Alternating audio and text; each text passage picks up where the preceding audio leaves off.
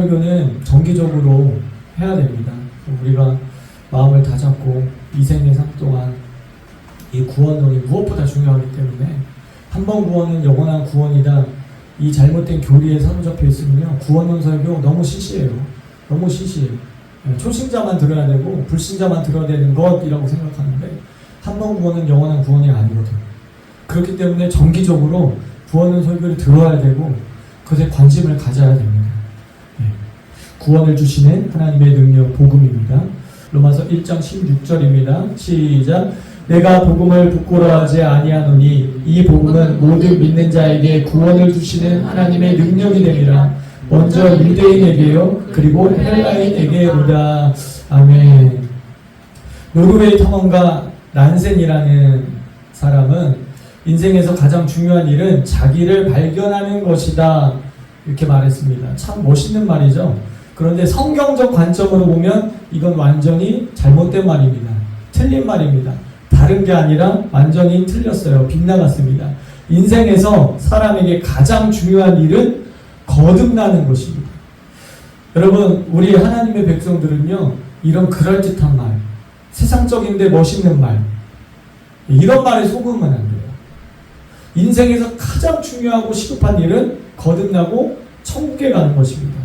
예수님의 말씀처럼 사람이 만일 온 천하를 얻고도 자기 목숨을 잃으면 무엇이 유익하리요? 사람이 무엇을 주고 자기의 목숨, 인생과 바꾸겠느냐? 우리에게 말씀하고 계십니다. 이것이 가장 중요하고 가장 시급한 것이에요. 그래서 인생에서 가장 중요한 것은 대통령이 되는 것도 아니고 성공하는 것도 아니고 부자가 되는 것도 아니고 결혼하는 것도 아니고 자아를 실천하는 것이 아닙니다. 성공하면 좋죠. 그런데 성공이 때로는 저주가 될 수 있어요. 제가 보니까 많은 사람들이 성공이 저주가 되더라고요. 성공 때문에 구원에 이르지 못해요. 성공이 저주가 될 수 있다. 따라서 사람에게 가장 중요하고 시급한 일은 거듭나는 것이다. 그리고 거듭난 사람에게 가장 중요하고 시급한 일은 성령 충만함을 받는 것입니다. 다 같이 따라해 보겠습니다. 거듭나는 것이다. 성령 충만 받는 것이다. 이것을 꼭 평생에 명심하시기를 바랍니다. 그래서 성경의 절대 다수가 구속사를 다루고 있습니다. 디모데 후서 3장 15절에 또 어려서부터 성경을 알았나니 성경은 능히 너로 하여금 그리스도 예수 안에 있는 믿음으로 말미암아 구원에 이르는 지혜가 있게 하느니라. 아멘. 복음, 구원, 이런 말을 들으면 어떤 분들은 나는 복음에 대해서 너무너무 잘 압니다. 나는 복음을 받아들였습니다. 복음이나 구원론은 새가족반에서 새신자들에게, 초신자들에게 또는 불신자가 들어야 되는 메시지 아닙니까? 저는 성령 충만도 받고요, 체험하고요, 은사도 체험하고요, 시대적인 메시지도 알고 있습니다. 그렇기 때문에 구원론, 복음 이런 것은 저에게 너무나도 기초적인 거 아닌가요? 하고 반문하는 그런 사람이 있을 수 있습니다. 그런데 이런 생각은 여러분 큰 오산입니다. 큰 오산이에요. 그것은 마치 바울 당시에 유대인 출신 그리스도인들이 우리는 아브라함의 후손이기 때문에 구원받는다. 우리는 할례도 있고 율법의 두 돌판도 받았기 때문에 우리는 성전도 가져갔기 때문에 우리는 그냥 천국문 자동문이다. 천국에 그냥 들어간다. 여러분 이런 상황이 있을 수 있다는 거예요. A.W. 토저 목사님 역시 이렇게 말씀하셨어요. 사람은 떡에 관한 모든 것을 지적으로 알면서도 굶주려 죽을 수 있다. 사람은 예수 그리스도의 역사적 사실을 모두 아는 동안 영적으로 죽은 상태로 있을 수 있다. 이렇게 경고하셨습니다. 아는 것이 구원을 보장해 주는 것이 아니라는 거예요. 세계적인 전도자 빌리 그레이엄 목사님은 지금까지 2억 1천만 명에게 복음을 전했습니다. 그 가운데서 약 350만 명이 예수님을 영접한 것으로 알려져 있습니다. 역사상 가장 많은 사람들에게 복음을 전한 빌리 그레이엄 목사님이 은퇴할 때 어느 기자가 와서 물었어요. 목사님, 지금까지 수많은 나라와 지역에서 복음을 전하셨는데 지금까지의 사역 중에 혹시 아쉬운 것이 있었습니까? 그러자 목사님은 나는 복음이 교회 밖에만 필요한 줄 알았습니다. 그런데 지금 새삼스럽게 깨닫는 것은 교회 안에 복음을 필요로 하는 사람이 더 많다는 사실입니다. 여러분, 이것이 전 세계를 돌며 사역했던 목사님의 고백입니다. 따라서 복음이 무엇인지, 구원이 무엇인지, 복음 안에서의 믿음의 역할이 무엇인지 바르게 알고 바르게 믿어야 됩니다. 복음과 구원론은 그냥 사형이 쓱 쳐 지나가고 마는 것이 아니에요. 세가족반에서 의례 통과하는 어떤 과정이 아니에요. 구원론은 평생에 걸쳐서 들어야 되는 메시지입니다. 자, 구원은 받는 것입니까? 이루는 것입니까? 틀리면은 여러분들이 창피하니까 대답하지 마시고 속으로 대답하세요. 구원은 받는 것이에요? 이루는 것이에요? 성경적인 대답을 알려드릴게요. 구원은 받고 이루는 것이에요. 구원은 믿음으로 그 은혜를 인하여 믿음으로 받는 거예요. 우리가 어떤 일을 해서 얻어질 수 있는 게 아닙니다. 우리가 어떤 행위로 얻어질 수 있는 게 아니에요. 구원은 주님이 주셔야 돼요. 우리가 믿어서 그 은혜 안에, 구원 안에 들어가지만 그 믿음조차도, 그 은혜조차도 주님이 주시지 않으면 구원받을 수 없기 때문에 구원은 받는 것입니다. 그럼 받고 그냥 끝나나요? 그게 아니에요. 이루는 것이에요. 지켜야 되는 것이에요. 완성을 향해 달려가야 되는 것이에요. 그래서 구원의 여정, 구원의 서정이라는 그런 도식이 있어요. 이거는 복음주의 신학교나 은사주의적 신학교나 다 동일하게 배우는 거예요. 9단계. 구원은 시작이 있고 과정이 있으며 완성을 향해 달려가는 거예요. 예정, 부르심, 회개하고 믿고 중생됩니다. 칭의, 의롭다 하심을 받습니다. 자녀가 돼요. 그리고 현재를 살아가요. 성화, 거룩하게 내 삶을 순종하면서 하나님 말씀에 살아가야 돼요. 그 천국으로 성령님, 내 안에 계신 성령님이 견인해 가세요. 그리고 마침내 천국에 가서 영화롭게 됩니다. 게리 웨스튼 선교사님이 쓴 책에 보면 인도네시아에 선교하러 갔습니다. 근데 가던 도중에 성령님이 진지하고 어미 있게 내적인 음성으로 질문하셨어요. 너의 복음은 무엇이냐? 하고 질문하셨습니다. 그래서 그분은 복음은 이런 겁니다. 일반적인 대답을 했습니다. 틀린 대답은 아니었습니다. 하지만 성령님은 그 대답에 만족하지 않으셨습니다. 너가 지금 놓치고 있는 것이 있다. 복음은 어떤 것에 대하여 말하는 것이 아니다. 복음은 하나님의 능력이다. 그래서 오늘 성경에 보니까 바울이 로마서 1장 16절에 이렇게 말하고 있는 것입니다. 내가 복음을 부끄러워하지 아니하노니 이 복음은 모든 믿는 자에게 구원을 주시는 하나님의 능력이 됨이라. 먼저 유대인에게요, 그리고 헬라인에게로다. 복음은 하나님의 능력이라는 거예요. 우리가 복음을 알기는 아는데 토저 목사님이 우려했듯이 피상적으로 복음을 알고 있다는 거예요. 복음을 설명해 보라고 하면, 믿음을 설명해 보라고 하면 쉽게 우리가 설명을 못하는 이유가 피상적으로 우리가 그것에 대해서 알고 있다는 거예요. 복음은 어디 도서관에 써있는 이론이 아니라는 거예요. 지식이 아니라는 거예요. 복음은 실제적인 하나님의 능력이라는 거예요. 우리를 변화시키는 하나님의 능력이라는 거예요. 그러면 왜 복음이 하나님의 능력이 될까요? 바울은 왜 복음이 하나님의 능력이라고 얘기를 했을까요? 바울이 외친 복음은 행위 심판을 말하고 있기 때문에 그렇습니다. 여러분, 행위 구원이 아닙니다. 오해하지 마세요. 행위 구원은 100% 이단이지만 행위 심판은 바울의 도식입니다. 잘 이해가 안 되죠? 여러분, 고개가 가우뚱되죠? 이게 무슨 뚱딴지 같은 소리야. 복음은 초신자만 듣는 것이다. 천만의 말씀입니다. 우리가 너무 복음을 피상적으로 안다는 거예요. 복음을 잘 모른다는 거예요. 저와 여러분의 궁금증을 해결해 줄 수 있는 많은 구절들을 살펴볼 수 있지만 시간 관계상 두 구절을 제가 제시를 하고요. 이어서 천국 지옥 간증들과 저명한 신학자들의 주장들을 살펴보도록 하겠습니다. 첫째로 고린도전서 7장 19절입니다. 할례 받는 것도 아무것도 아니요 할례 받지 아니하는 것도 아무것도 아니로되 오직 하나님의 계명을 지킬 따름이니라. 할례, 즉 율법의 두 돌판을 받은 유대인이나 그렇지 못한 이방인이나 하나님의 계명을 행하는 것, 순종하는 것, 행함 있는 산믿음을 갖는 것이 중요하다는 거예요. 다른 말로 하면 행위 심판이에요. 행위 구원이 아니라 행위 심판이에요. 자, 둘째로 로마서 2장 1절에서 11절까지 한번 보도록 할게요. 그러므로 남을 판단하는 사람아, 그러니까 죄 가운데 있는 사람이라는 거예요. 이런 판단하고 저런 판단하고. 2절, 이런 일을 행하는 자에게 하나님의 심판이 있다. 행위 심판을 말하고 있어요. 3절 한 번 더 말합니다. 이런 일을 행하는 자를 판단하고도 같은 죄를, 같은 일을 행하는 사람아, 내가 하나님의 심판을 피할 줄로 생각하느냐? 분명히 행위 심판에 대해서 말하고 있습니다. 5절, 다만 내 고집과 회개하지 아니하는 마음에 따라 진노의 날, 진노의 날이라는 것은 하나님의 법정 앞에 섰을 때, 우리가 이제 죽어서 하나님의 판결대 앞에, 법정 앞에 섰을 때를 말합니다. 곧 하나님의 의로우신 심판이 나타나는 그날에 임할 진노를 내게 쌓는도다. 회개하지 않으면 행위대로 그 마지막 날에 심판을 받게 된다는 거예요.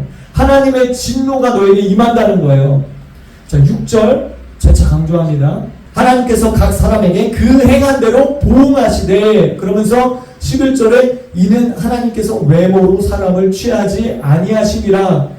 하나님은 외모로 사람을 보지 않고 행위대로 보응하신다. 심판하신다는 거예요. 행위 심판을 말하고 있어요. 인간의 행위, 순종이 최후 심판 때의 기준이 된다는 것이에요. 신학자들의 해석을 소개해 드리도록 하겠습니다. 먼저 바울신학과 구원론에 정통한 권영경 교수님은 이렇게 말했습니다. 바울의 구원론과 칭의론을 올바로 이해하는데 이 구절이 갖는 중요성은 아무리 강조해도 지나치지 않다. 칭의를 올바르게 이해하려면 십자가가 아니라 행위 심판의 원리를 알아야 한다. 말씀하고 있습니다. 그러면서도 이렇게 말씀하고 있습니다.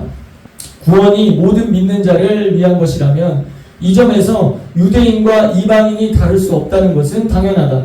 그런데 바울은 로마서에서 이 사실을 지겹도록 반복한다. 심판과 저주의 이야기도 마찬가지다. 하나님은 각 사람을 행위대로 심판하시는데 이는 우선 유대인에게 그러하고 또한 이방인에게도 마찬가지다. 하나님은 모든 사람을 어떤 신학적 신념이 아니라 그들의 삶을 근거로 심판하실 것이다. 탁월한 성경 교사인 양용희 교수님의 해석을 들어보도록 하겠습니다. 구원과 믿음의 관계에 대한 강조가 지나쳐 구원과 행위의 관계의 중요성이 바르게 인식되지 못할 뿐만 아니라 아예 부정되기까지 하는 한국교회 현실은 성도들로 하여금 자신의 현재적 삶이 자신의 구원과 무관한 듯한 착각에 빠지도록 하는 심각한 혼란과 위험을 조성하고 있다. 한 번 구원은 영원한 구원. 이 교리에 그냥 세뇌가 돼서 구원의 현재성을 살아가고 있지 않기 때문에 나는 지금 지금 죽어도 구원 받는다라는 착각 속에 빠지고 있다는 거예요. 마틴 로이드 존스 목사님과 한 시대를 대표했던 복음주의 신학자인 존 스톡트 목사님은 이 구절에 대해서 이렇게 해석하셨습니다. 우리는 행위에 의해서 심판받는다. 신약성경 전체는 이것을 가르쳐준다. 곧 죄인들은 그리스도를 믿음으로 의롭다 하심을 받지만 의인들은 최종적으로 행위에 의해 심판을 받을 것이라는 점이다. 모순 같지만 이것은 모순된 말이 아니다. 사랑의 선한 행위만이 우리의 믿음을 보여주는 유일한 공개적 증거이기 때문이다. 예수님에 대한 우리의 믿음은 마음 속에 은밀히 감춰진 것이다. 그 믿음이 진정한 것이라면 선한 열매로 눈에 보이게 나타날 것이다. 심판의 날은 공개적인 날이 될 것이므로 공개적인 증거, 즉 열매로 우리의 믿음의 결과를 제시할 필요가 있을 것이다. 예수님도 여러 번 이것을 가르치셨다. 인자가 아버지의 영광으로 그 천사들과 함께 오리니 그때에 각 사람이 행한 대로 갚으리라.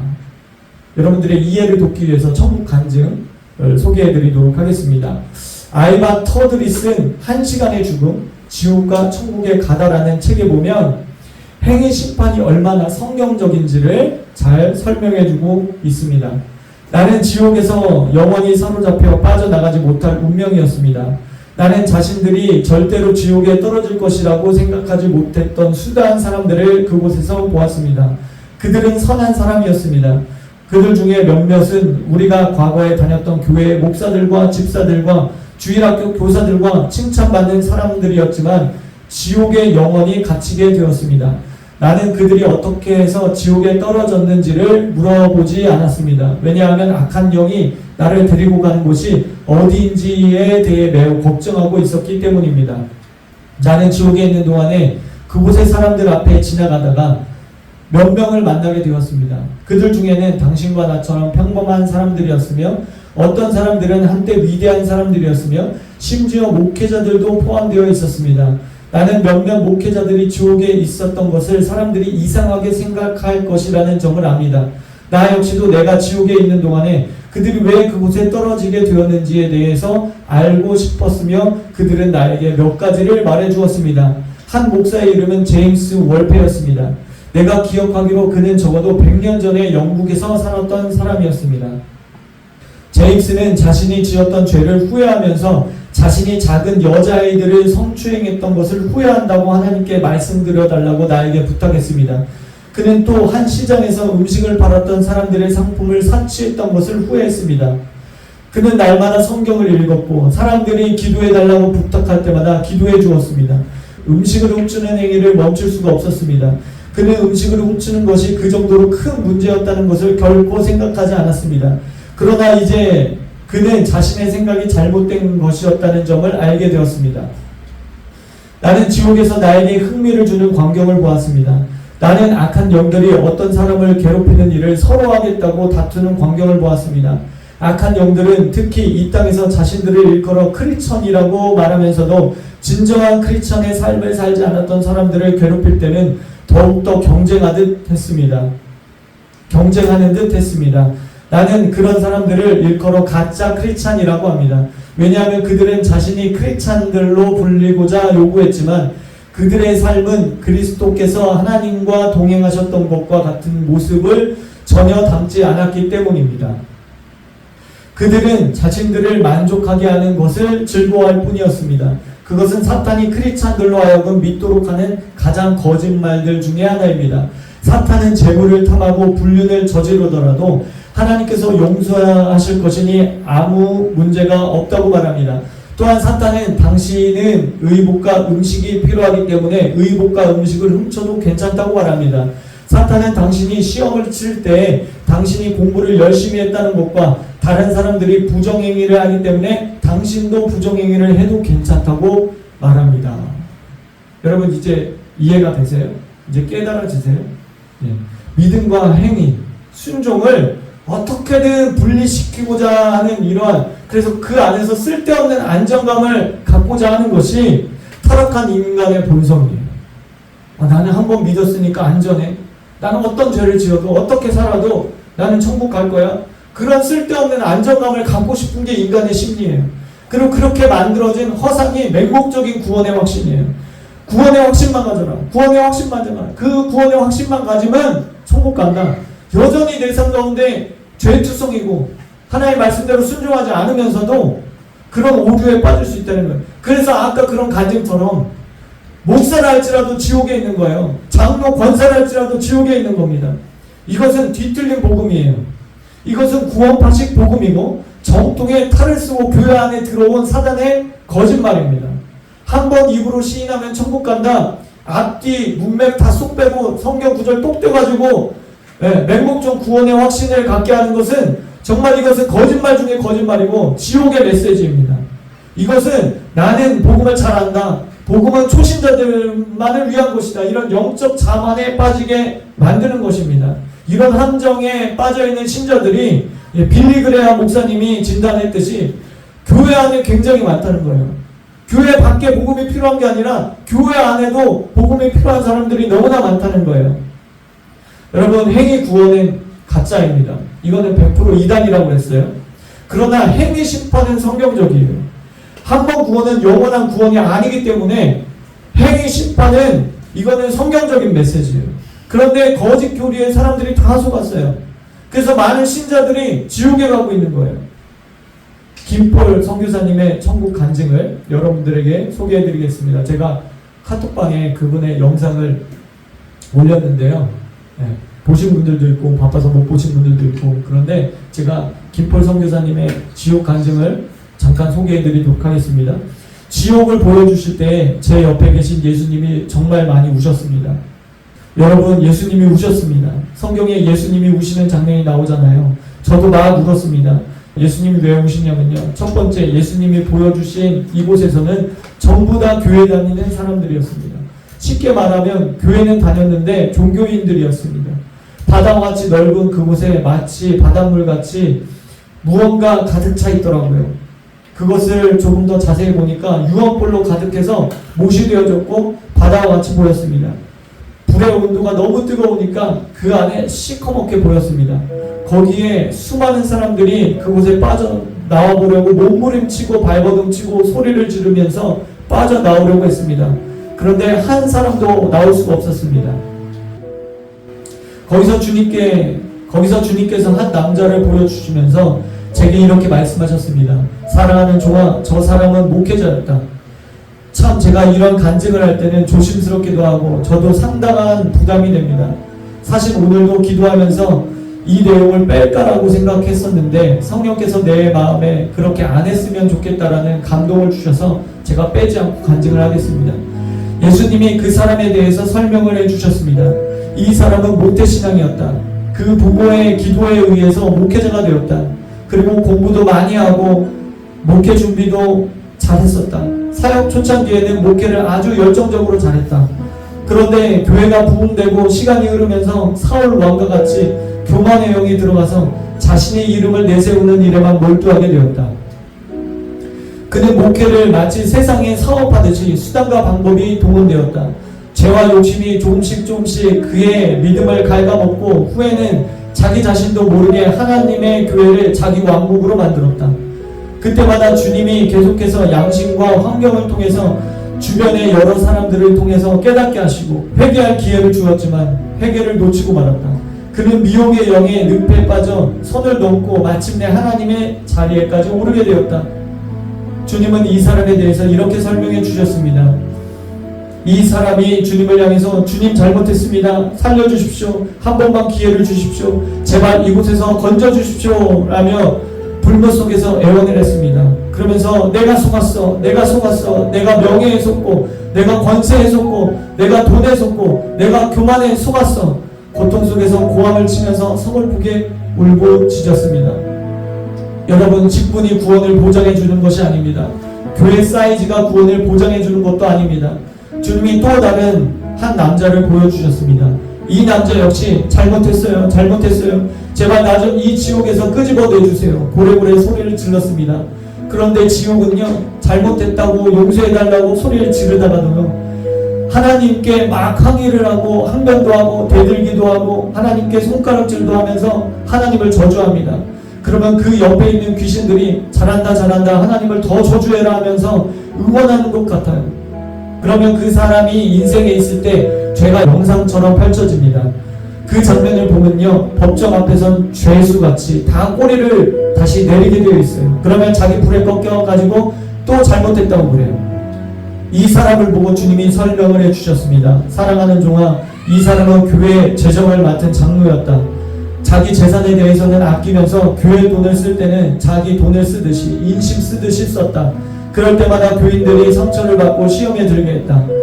그의 탐심은 더욱더 심해져 자기 사업에까지 활용했다. 처음에는 죄책감을 가졌지만 나중에는 죄책감마저 상실하게 되었다. 그때마다 내가 깨달을 수 있는 은혜를 주었고 회개할 수 있는 은혜를 주었지만 그는 생각하기를 설마 무슨 일이 일어날까?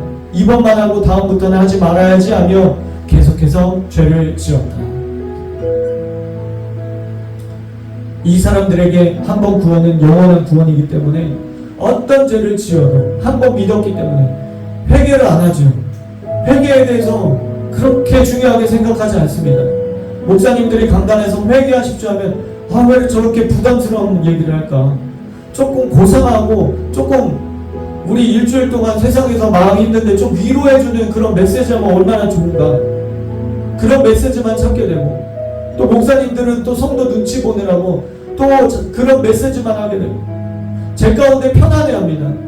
그러니까 면죄부를 받은 것처럼 사기치고 속이고 도둑질하고 뇌물받고 원수 맺고 불법을 세상에서 저지르면서도 교회 안에서도 불법을 행하면서도 나는 천국행 티켓 땄으니까 천국 가는 거는 확실하다.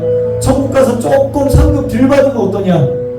여기에서 조금 내 욕심 채우면서 이 생에서 살겠다, 이런 탐심과 욕심이 회개할 수 없는 그런 마음 상태, 화인 맞은 양심을 갖게 한다. 괜찮다, 괜찮긴 뭐가 괜찮아요? 행위 심판인데, 행위 구원은 아닌데 행위 심판이에요. 마태복음 10처녀의 비유를 보세요. 10명이 다 그리스도의 신부로 부르심을 받았지만 5명만이 깨어서 기름을 준비했기 때문에 5명만 천국에 들어갔어요. 다 처녀로 부르심을 받았지만, 처녀로 시작했지만 구원을 지키고 완성했던 것은 5명뿐이었어요. 예수님이 말씀하시죠. 나더러 주여 주여 하는 자마다 다 천국에 들어갈 것이 아니요 다만 하늘에 계신 내 아버지의 뜻대로 행하는 자라야, 순종하는 자라야 들어가리라. 구원이 완성된다는 뜻이에요. 여러분, 복음은 그 사람을 진정한 회개로 이끄는 하나님의 능력입니다. 순종할 수 있게 하는 그 능력이에요. 그래서 복음은 하나님의 능력이라고 말하고 있는 것입니다. 내 능력이 아니에요. 내가 구원을 완성하고 지킬 수 있는 게 내 힘으로, 내 능력으로 안 돼요. 광야 같은 이 세상에서 불뱀이 있고 정갈의 유혹, 정갈이 있고 죄의 유혹이 가득한 이 세상에서 내가 이 구원을 지킬 수가 없어요. 성령이 우리 안에 들어오셔서 우리 안에 그 복음의 능력을 주실 때, 하나님의 능력을 주실 때, 그 복음을 완성할 수 있다, 구원을 완성할 수 있다. 권영경 교수님이 이런 비유를 하셨어요. 재밌는 비유를 하셨어요. 율법은 마치 수영 못하는 착한 친구와 같다. 어떤 사람이 물에 빠져서 허우적거려요. 여러분들의 물에 빠졌어요. 근데 물가에 여러분들의 친한 친구가 서 있는 거예요. 아주 착한 친구, 너무너무 선하고 착한 친구예요. 그런데 이 친구가 수영을 할 수 없어요. 수영을 못해요. 내가 물에 빠졌는데 너무나도 착하고 선한 친구인데 수영을 할 수 없어요. 그래서 나를 건져줄 능력이 없어요. 힘이 없어요. 율법은 의롭고 거룩하고 선하지만 아이러니하게도 율법은 율법을 지키게 할 힘이 없어요. 구원시킬 힘이 없다는 거예요. 죄를 이길 수 있게 하는 힘이 없다는 거예요. 말로만 주여 주여 하게 하는 성도를 만들 뿐이에요. 하늘에 계신 내 아버지의 뜻대로 행할 수 있는 능력이 없다는 거예요. 그래서 율법의 행위로는 한 사람도 의롭다 하심을 받을 수도 없고 당연히 구원을 이룰 수도 없다는 거예요. 그러면 어떻게 해야 되냐? 바울은 말합니다. 복음은 하나님의 능력이 됩니다. 아멘. 우리를 변화시킬 수 있는 능력은 바로 복음뿐이라는 거예요. 이 복음 안에 있어야 되는 거예요. 한번 믿었다고 끝이 아닌 거예요. 복음은 시작이 있고 과정이 있고 미래의 완성을 향해서 달려가는 거예요. 그래서 바울도 표대를 향해서 달려가잖아요. 내가 다른 사람을 구원하고 내가 버림받을까지가 두렵다. 그래서 나를 쳐서 복종시킨다라고 말하고 있는 거예요. 두렵고 떨림으로 구원을 이루라라고 말하고 있는 거예요. 성령님이 죄를 깨닫게 하시고 가슴을 치면서 회개케 하시고 죄를 이길 수 있는 능력을 주시고 선한 마음과 양심을 주셔서 우리가 죄를 질 때마다 주님 내가 이러면 안 되죠. 하나님 앞에 진정으로 회개할 수 있는 그런 마음을, 능력을 우리에게 주신다는 거예요. 우리 이 시간 두 손 들고 회개하고 통회하며 기도하기 원합니다. 성령님, 순간순간 모든 순간 성령님을 의지합니다. 생명으로 인도하여 주시옵소서. 생명의 성령의 법으로 살아가게 하여 주시옵소서. 생각나는 모든 죄를 이 시간 회개하십시오. 죄에서 돌이키십시오. 종이 호랑이 같은 복음이 아니라 지푸라기 같은 복음이 아니라 복음은 모든 믿는 자에게 주신 하나님의 능력이라 복음 안에서 살아가게 하여 주시옵소서. 우리 다같이 기도하겠습니다. 주님, 이 시간 복음의 능력으로, 하나님의 능력으로 주여 이 시간 부어주시옵소서. 주여 시편 기자의 고백대로 하나님이여 나를 살피사 내 마음을 하시며 나를 시험하사 내 뜻을 하옵소서. 내게 무슨 악한 행위가 있나 보시고 나를 영원한 길로 인도하소서. 주님, 목사라고 직분자라고 다 구원받는 것이 아닙니다. 한번 믿었다고 끝나는 것이 아닙니다. 오늘 나는 어떤 모습으로 살아가고 있습니까? 행위대로 심판하시는 하나님, 그 불꽃 같은 눈동자로 우리의 삶을 들여다보시는 하나님 앞에 이 말씀을 기억하게 하옵소서. 내 마음을 살피사 나를 하시고 나를 시험하사 내 뜻을 없어서 내게 무슨 나타내기가 있나 보시고 나를 영원한 길로 인도하소서. 시편 기자의 고백대로 주님 아버지 깨끗한 마음을 주시옵소서. 믿음으로 구원의 여정을 시작했다면 구원의 완성을 향해서 나아가게 하시고 오늘 곁들을 믿음으로 살아가게 하옵소서. 두렵고 떨림으로 내가 믿는 믿음으로 살아가게 하옵소서. 하나님 죄를 멀리하게 하옵소서.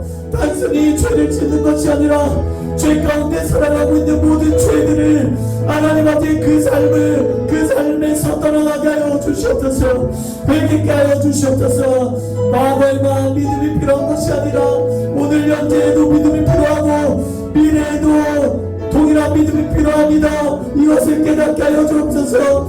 과거에 예수님 영접할 때만 참된 믿음이 필요했던 것이 아니라 오늘 이 시간에도 참된 믿음, 순종이 뒤따르는 믿음, 행함 있는 삶 믿음이 필요합니다. 하나님 앞에 천국 갈 때까지 이 믿음을 부여잡고 하나님 앞에 이브리서 말씀처럼 하나님 믿음의 뒤로 물러가지 않게 하여 주시옵소서. 이 마지막 때 하나님 666 시대로 나아가고 있는 이 마지막 때는 하나님 배교의 시대라고 했습니다. 하나님 실제로 믿음에서 배교하고 신앙에서 배교하고 하나님 앞에 믿음을 배신하는 이런 시대 가운데 하나님 많은 사람들이 이 배교의 시대에 믿음에서 떠나갈 것입니다. 믿음에서 뒤로 물러나게 될 것입니다. 그러나 주님 하나님 아버지 우리가 금교에 다니는 것이 전부가 아니라 직분자가 되는 것이 전부가 아니라 은사 사역하는 것이 전부가 아니라 하나님이 믿음을 끝까지 지키게 하여 주시옵소서. 하나님 아버지 이 믿음의 사추방을 가지고 살아가게 하여 주시옵소서. 하나님 아버지 인도하여 주시옵소서. 하나님 아버지 인도하여 주시옵소서. 여러분 이 시간에 한 번 더 기도하기를 원합니다. 여러분 의외라고 생각할지 모르지만 여러분 제 인생의 최고의 목표는 천국에 가는 것이에요. 제가 목사지만 저의 최대의 목표는 목회를 크게 하는 것도 아니고 목회에 성공하는 것도 아니고 무슨 유튜브나 책을 써서 제 이름이 알려지는 것도 아니에요. 제 마음의 중심은요 천국 가는 거예요. 여러분 근데 많은 목사님들이 그것을 놓쳤어요. 사역 때문에 자기 이름을 높이려고 내가 유명한 어떤 목회자가 한번 돼보려고. 그래서 그들은 한 번 구원은 영원한 구원 그 교리에 속아서 많은 목회자들이 죄를 짓고 편안해하면서 그런 메시지를 또 성도들에게 전하면서 소경이 인도하면 자기도 지옥에 가고요. 그래서 그 간증처럼 내가 속았어 내가 명예에 속고 돈에 속고 내가 속았어라고 후회할 수밖에 없는 거예요. 여러분 기회는 많지가 않아요. 여러분 언제 죽을지 몰라요. 여러분 언제 갑자기 교통사고로 죽을지 몰라요. 언제 지진나고 자연피해로 죽을지 몰라요. 우리의 삶이 많은 기회가 있는 게 아니에요. 그런 어떤 조급함을 예수님 그러잖아요. 내가 속히 간다. 내가 금방 간다. 2000년 동안 안 오셨지만 주님의 마음이에요. 그게 언제 너네들이 죽어서 천국에 올지 모른다. 내가 속히 간다. 내가 금방 간다. 그러니까 긴장해야 된다. 항상 깨어 있어야 된다. 이 시간 모든 죄를 회개합시다. 다시 회개합시다.